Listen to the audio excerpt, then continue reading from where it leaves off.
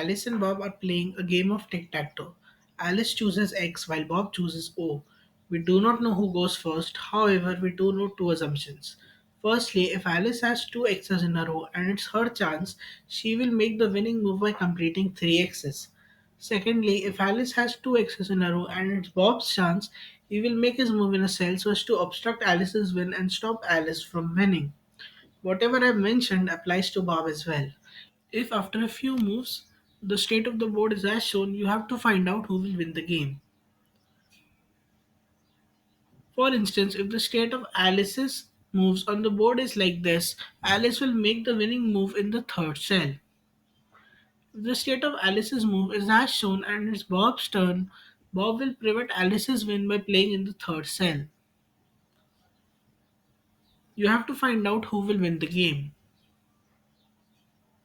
In order to figure out who will win, we only need to figure out whose chance is it now, since either can play in the third cell to secure a win.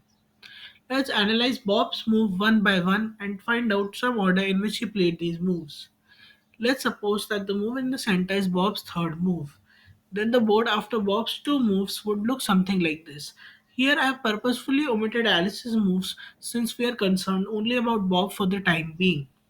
Notice that if our assumption of Bob's third move is correct, Alice should have played in the ninth cell to prevent Bob from winning. But since Alice didn't play here, means our assumption of Bob's last move is incorrect, and Bob did not play his last move in the center. A similar argument can be made for Bob's move in the eighth cell. If Bob's move were this, then after second move the board will look like this. Now Alice should have played in the third cell to obstruct Bob's win. But this is not the case, which means that our assumption about Bob's last move was wrong. Now we have only one place left for Bob's third move, which is the seventh cell. After making his third move in the seventh cell, Bob secured two possible places to make his next move and secure his win.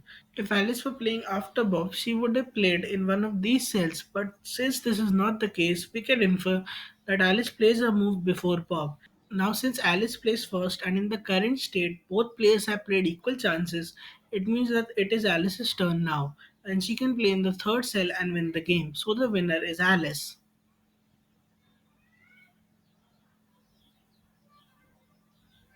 Could you figure out the solution? Like and subscribe for more.